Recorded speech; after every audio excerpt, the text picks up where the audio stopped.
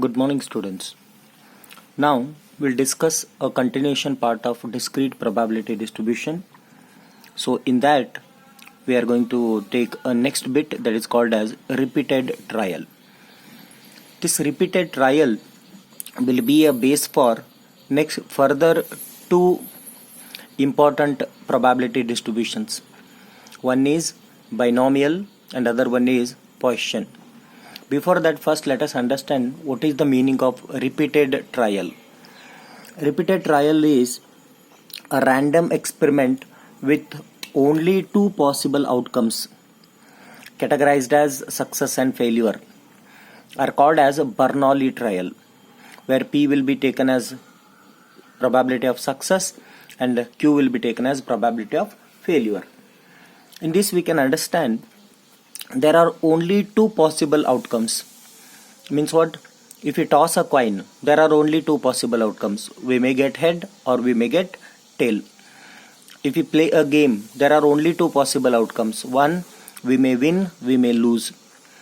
If you ask any question and if anybody want to take your opinion in terms of yes or no, then you may say yes or you may say no.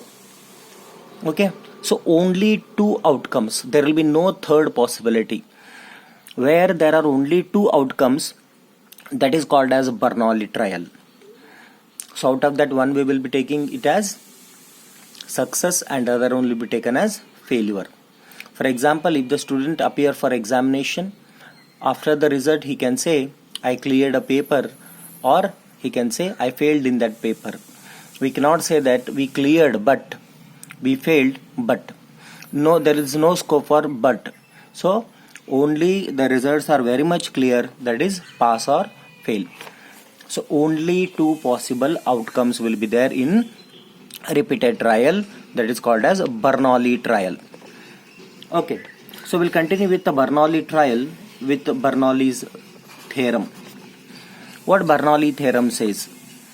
Bernoulli theorem says the probability of x number of successes in n number of trials, which will be equal to this formula: ncx p raised to x q raised to n minus x, where p will be a probability of success and q will be a probability of failure. The continuation from here to here we can see in a repeated trial there are only two possible outcomes, that is called as Bernoulli trial. Based on Bernoulli trial, there is a theorem. The theorem says out of n x successes in n trials, which will be equal to this. Means what? If you take any event that will be connected to this formula, that is ncx p raised to x q raised to n minus x, where p is probability of success, q will be probability of failure, and this n is number of trials. ncx is a combination. So this the formula for this already we know, that is nothing but ncx is nothing but n factorial divided by x factorial into n minus x factorial. This is the formula for ncx. Okay, then we'll proceed with an example. The example goes like this. Suppose a coin is tossed 3 times and wish to have a probability of getting 2 head. Means what is the event? Try to understand the event first. What is the event? There will be a coin, single coin, which will be tossed 3 times. If you toss once, we may get head or tail. Second time if you toss, we may get head or tail. Third time if you toss, we may get head or tail. Then those 3 results will be combined. For example, if you get first time head, second time head, third time tail, that will be combined. So like that, how many possibilities are there? We can see 3 times we are going to toss a coin and we are expecting 2 head. Where in a tossing a coin there are 2 possibilities. Where there are 2 possibilities means what? Automatically it is 2 raised to 3, because 2 possibilities 3 times, this will be 8. So our answer will be 8. How it will be 8? Let us see. The possible possibility of tossing a coin 3 times. How many possible cases are there? All the 3 times we may get head, 2 times we may get head and 1 tail. Once first we may get head, then tail, then head, or we may get head, then 2 times tail. First we may get tail, then 2 times we may get head.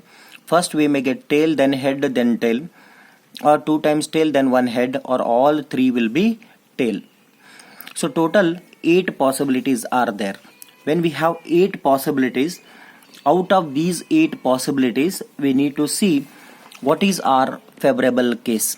Our favorable case is getting 2 head from 3 events. So total possibilities are 8. Then we are going to get favorable cases. Favorable is what? Favorable case is getting 2 head out of 8 possibilities. What are those 2 heads possible in these possibilities? Here we have 3 heads. Here we have 2 head. This is possible. As per this will be favorable. Here we have 2 head. This is also favorable. Then here we have 2 head. This is also favorable. Remaining we cannot consider because they say getting 2 head, neither more than 2 or less than 2 is not accepted, only getting 2 head. So there are 3 favorable cases, and we all know probability is nothing but favorable divided by possible cases.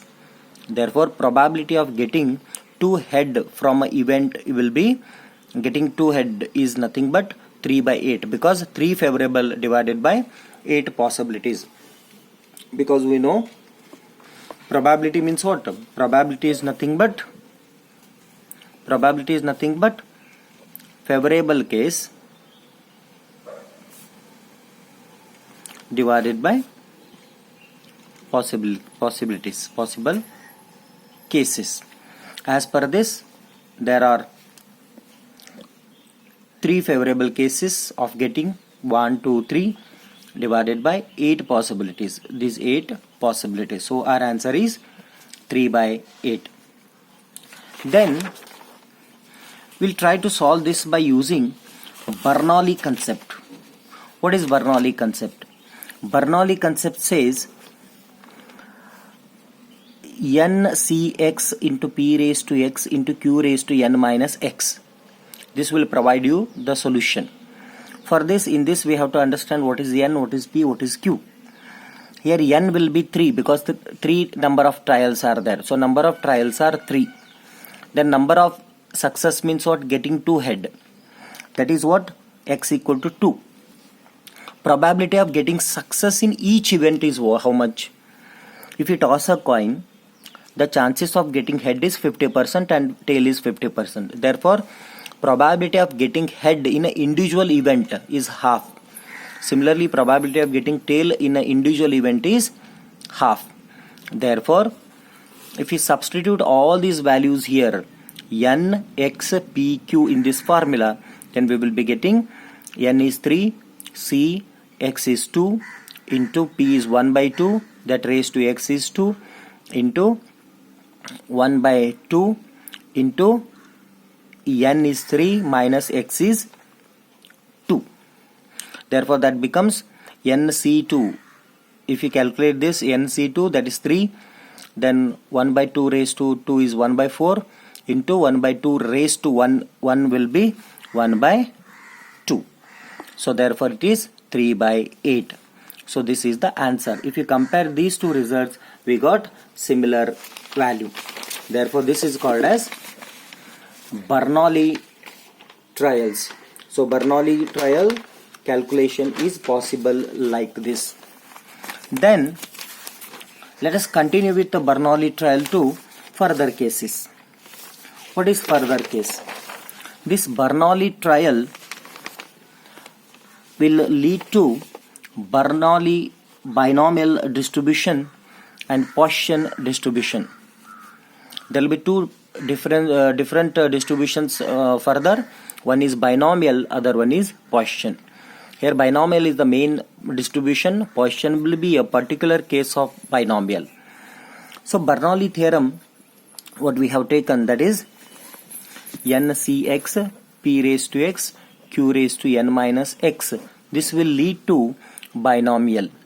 Then the same thing will lead to Poisson distribution also. And these distributions will be discrete probability distribution. How do you say it is discrete? If they satisfy the condition probability of x is greater than or equal to 0 and the summation of probability of x will be equal to 1. If these two conditions are satisfied, then we say they are discrete probability distribution. So out of these two, first we'll take binomial distribution. What is binomial distribution? The statement for binomial distribution is, if P is the probability of success and Q is the probability of failure, then the probability of X successes out of n trial is given by. If you see this overall thing, it is almost similar to Bernoulli theorem result. There already we took the same thing. X number of successes out of n number of trials. But here what we do, our two outcomes will be specifically taken as P and Q. P is nothing but probability of success and Q is nothing but probability of failure. Therefore, if P is the probability of success and Q is the probability of failure, then the probability of X successes out of n trial is given by P of X is equal to ncx P raised to x Q raised to n minus x. You can see this result. This result comes from Bernoulli. But we are saying that this Bernoulli will be a discrete probability distribution. If the Bernoulli is a discrete probability distribution, that is related to binomial.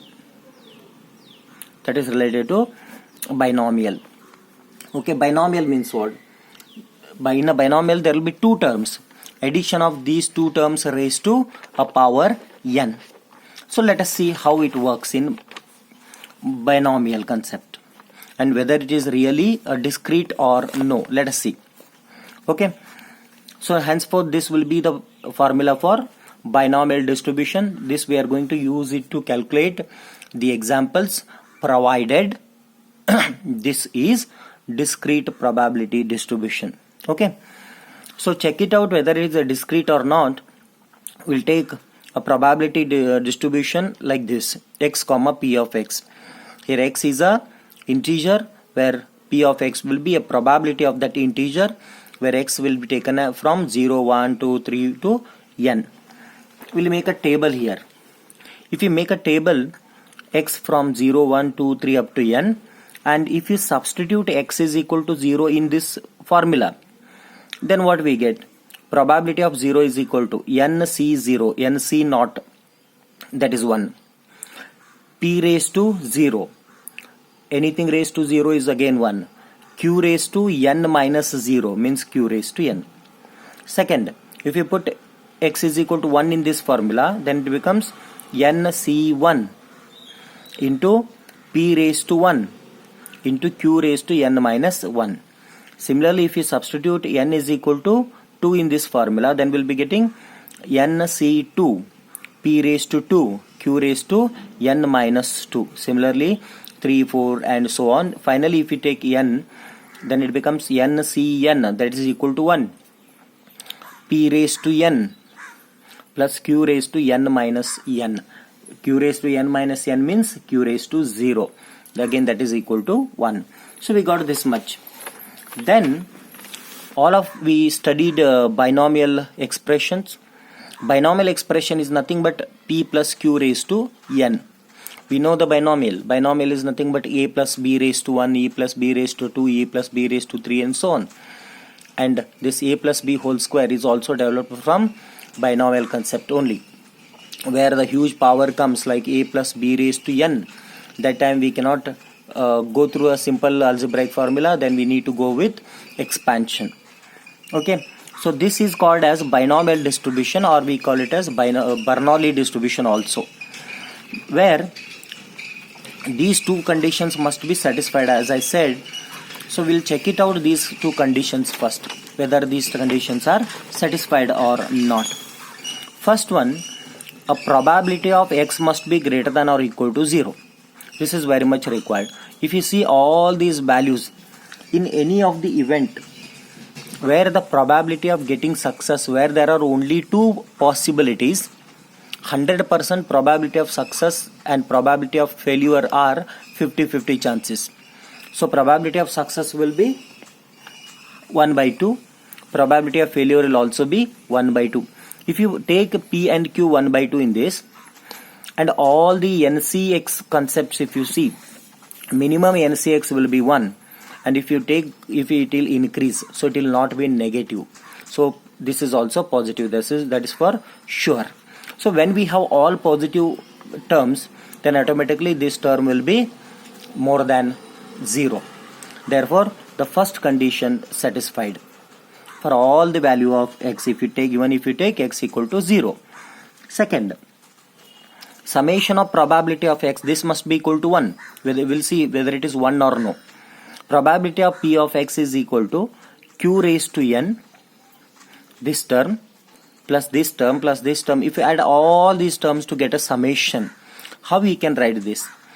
We know binomial theorem, which we have studied. As per binomial theorem, this whole thing can be written as p plus q raised to n. We know that p is nothing but 1/2, where q is nothing but 1/2. Therefore 1/2 plus 1/2 raised to n becomes 1 raised to n. So that is 1 raised to n, which is nothing but 1. Therefore summation of p of x is equal to 1. So second condition also got satisfied. Therefore we say this p of x is discrete probability distribution. Discrete probability distribution.